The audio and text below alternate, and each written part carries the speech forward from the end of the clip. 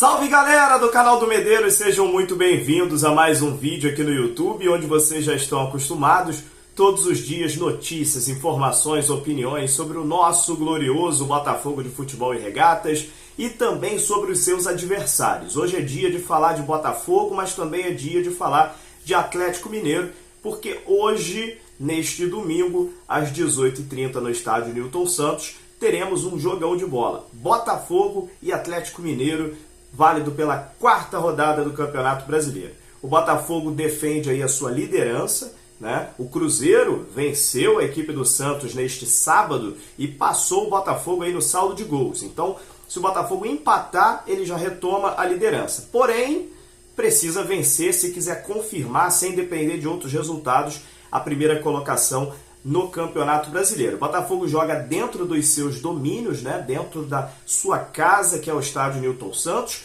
onde o Botafogo ainda não perdeu depois da troca da grama sintética, né? O Botafogo colocou grama sintética, tirou o gramado natural e desde então o Botafogo venceu a maioria dos jogos, só foi empatar esse último agora contra a LDU na quinta-feira pelo placar de 0-0. Então o aproveitamento do Botafogo no estádio Newton Santos esse ano é ótimo, não tem nenhuma derrota. Tá?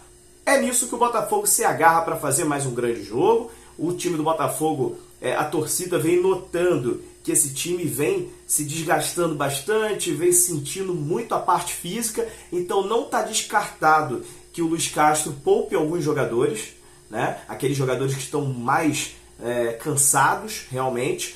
O Botafogo perdeu, por exemplo, o Danilo Barbosa, saiu os relacionados da partida de hoje, né? E o Botafogo não está lá o Danilo Barbosa, que está com uma lesão significativa na coxa direita. Então deve perder aí algumas semanas, talvez até um mês aí o Danilo Barbosa fora do time.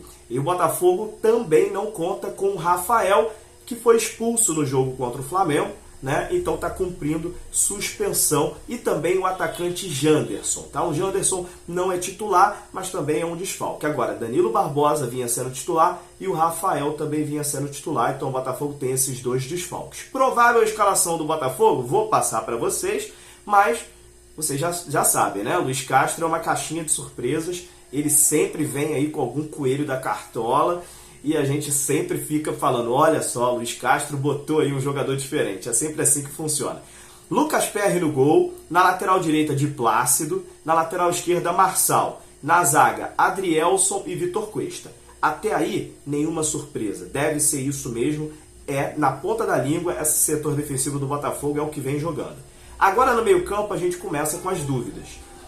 Marlon Freitas ou Lucas Fernandes? Quem vai entrar no lugar do jogador Danilo Barbosa, que está machucado? Essa é a dúvida no meio-campo do Botafogo. Tietê é o titular, continua sendo titular, e o Eduardo é outro jogador que está sendo dúvida, porque ele é um jogador que é titular do Botafogo, mas está muito desgastado fisicamente. Então existe também a possibilidade de o Eduardo descansar um pouco para esse jogo de amanhã.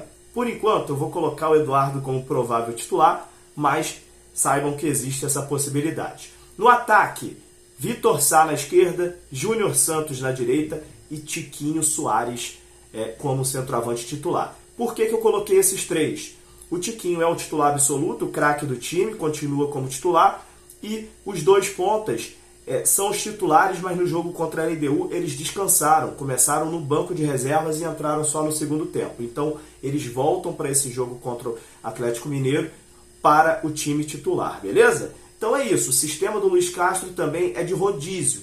Dificilmente a gente vai ver o Luiz Castro colocando um time todo reserva. Só quando é um jogo igual como foi contra o Ipiranga, que era um jogo já resolvido, né, de Copa do Brasil, um jogo que estava muito bem encaminhada a classificação, aí ele colocou o time todo reserva.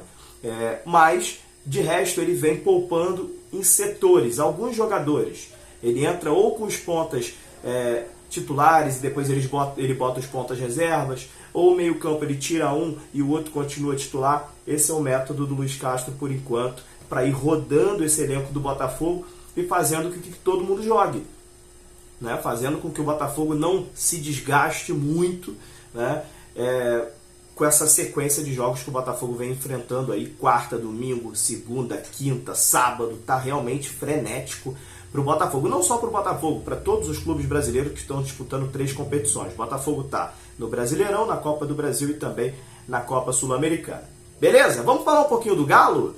O Galo que vem aí de vitória por 2-0 na Libertadores, né?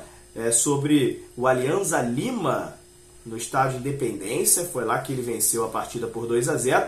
Na verdade, são 2 vitórias seguidas, né? Porque no Campeonato Brasileiro, na última partida, pegou o Atlético Paranaense e ganhou por 2-1. Né? Então, são 2 vitórias seguidas do Galo, que não perde há 4 jogos. A última derrota do Atlético Mineiro foi para o próprio Atlético Paranaense, só que dessa vez na Libertadores, por 2-1 lá na Arena da Baixada. E uma coisa interessante é que o Eduardo Cudê, nas últimas 3 partidas, usou 3 formações diferentes. Não está conseguindo repetir o time e amanhã vai ser mais um dia que ele não vai conseguir repetir a escalação. Tá? Ele usou 3 formações táticas diferentes, e é importante dizer aqui, por quê? Desfalques. O Galo tem jogadores machucados e aí volta alguns jogadores para o jogo de hoje. E, enfim, tem muitas lesões e alguns retornos também à equipe do Galo. Contra o Alianza Lima, ele jogou num 3-5-2, né? Jogou com 3 zagueiros, deu certo, venceu por 2-0. Contra o Atlético Paranaense, na vitória por 2-1, o Cudê colocou um 4-4-2 ali, com Paulinho e Hulk jogando juntos. E contra o Brasil de Pelotas, o jogo da Copa do Brasil, que foi 1-1 esse jogo, eu vi esse jogo inclusive, o Brasil de Pelotas deu muito trabalho ao Atlético Mineiro, ele foi no 4-3-3, colocou aí a mesma formação que o Botafogo utiliza, né? Um 4-3-3. Então, o Cudê, a gente espera que amanhã ele venha no 4-4-2 por conta do retorno do Paulinho. A gente espera, provavelmente, que ele saia do 3-5-2 e volte a escalar o 4-4-2. Então, a provável escalação do Atlético Mineiro para amanhã é Everson no gol, Mariano na lateral direita e o Rubens na lateral esquerda. Na zaga, Fux e Gemerson. No meio-campo, Bataglia, Zaratio, Igor Gomes e Pavon. E no ataque, a dupla dinâmica Paulinho e Hulk.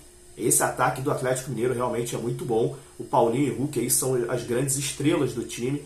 Um ataque muito forte, principalmente o Hulk, que é o destaque do time há tantos anos já, né? E vem jogando muito bem ainda na temporada de 2023. Então o Botafogo, não preciso nem apontar os destaques do Atlético Mineiro, que eu acho que todo mundo sabe de cor e salteado, né? Atlético Mineiro, o destaque é o Hulk desse time. O Botafogo tem que ficar muito de olho nesse jogador. Se deixar o Hulk sozinho, ele vai aprontar para cima do Botafogo. Então, Vitor Cuesta, Adrielson, os volantes que estão aí no Botafogo, talvez amanhã seja até jogo para botar o Marlon Freitas, hein? Porque esse meio-campo do Atlético é forte. Marlon Freitas é um jogador que marca melhor e aí libera o Tietê para o Tietê ir um pouco mais para frente, botar uma altura aí nesse meio-campo do Botafogo, né? Porque o Hulk é muito forte fisicamente. Então talvez até amanhã opinião minha, iria com o Marlon Freitas, deixava o Lucas Fernandes no banco para proteger um pouco esse meio-campo do Botafogo.